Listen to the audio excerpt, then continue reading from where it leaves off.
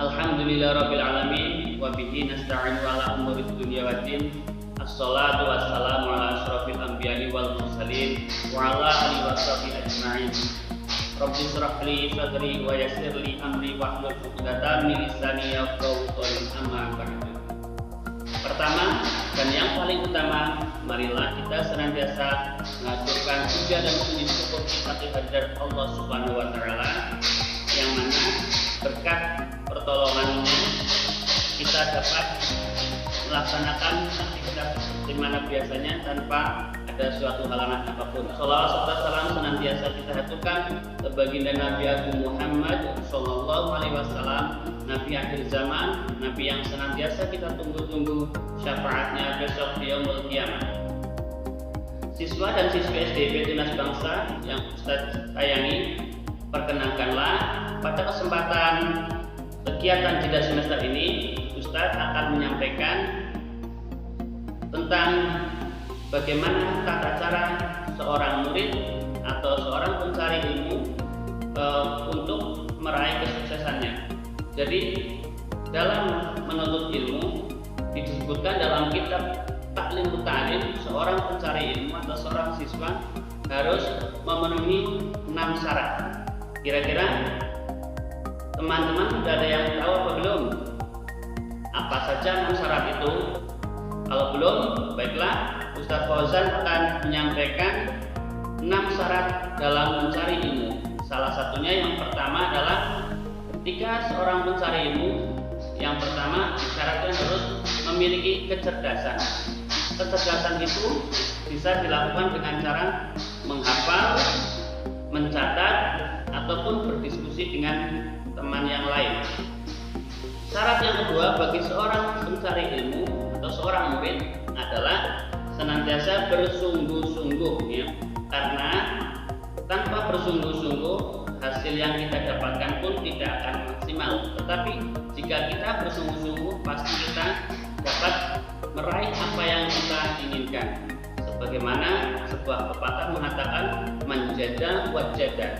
Barang siapa yang bersungguh-sungguh, dia pasti akan mendapatkannya. Terus untuk syarat yang ketiga bagi seorang murid atau seorang siswa adalah kesabaran. Jadi dalam menuntut ilmu kita harus bersabar. Tidak boleh kita mudah menyerah, bosan, ataupun putus asa. Karena kesabaran adalah kunci dari segala-galanya. Makanya teman-teman sekalian, siswa dan siswi STIP yang Ustadz sayangi, jangan pernah bosan ataupun malas dalam melaksanakan pembelajaran. Walaupun saat ini pembelajaran dilakukan di rumah, kita tetap semangat. Selanjutnya, syarat yang keempat bagi seorang penuntut ilmu adalah mempunyai biaya. Karena biaya adalah sesuatu yang sangat kita butuhkan. Contohnya, ketika kita ingin memiliki perlengkapan belajar seperti alat tulis, buku dan sebagainya, tentu tidak mungkin kita dapatkan kalau kita tidak mempunyai biayanya. Itu kenapa biaya menjadi syarat dalam kita mencari ilmu. Syarat yang kelima adalah bimbingan dari guru, ya. Bimbingan dari guru itu harus mutlak, ya. Apalagi dalam belajar ilmu-ilmu agama seperti ilmu hadis, ilmu Al-Quran. Jadi kita tidak boleh belajar secara otodidak. Jadi harus digurukan ketika kita belajar Al-Quran ataupun hadis. Karena kalau kita salah dalam menafsirkan Al-Quran ataupun hadis akan berakibat fatal.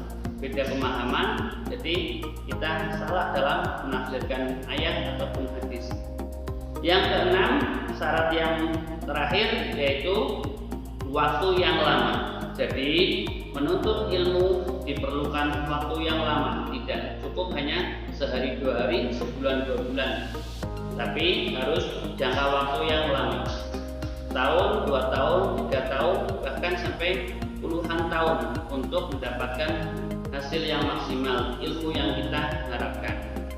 Demikianlah 6 syarat ilmu atau 6 syarat yang harus dipenuhi bagi seorang penuntut ilmu atau murid atau siswa-siswa sekalian dalam mencari ilmu yang harus dipenuhi untuk mendapatkan hasil yang maksimal atau ilmu yang maksimal.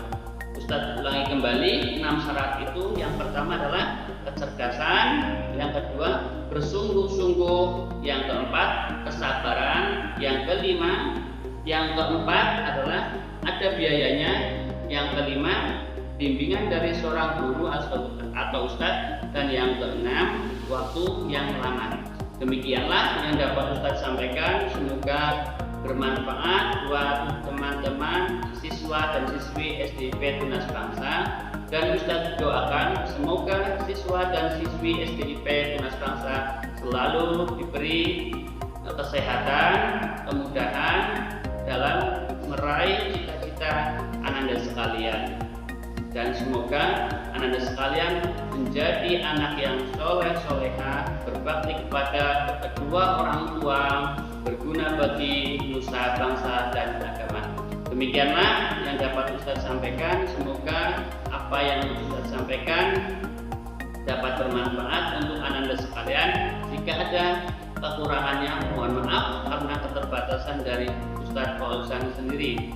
Dari Ustadz cukup sekian. Wallahu muwaffiq ila aqwamit thoriq. Wassalamualaikum warahmatullahi wabarakatuh.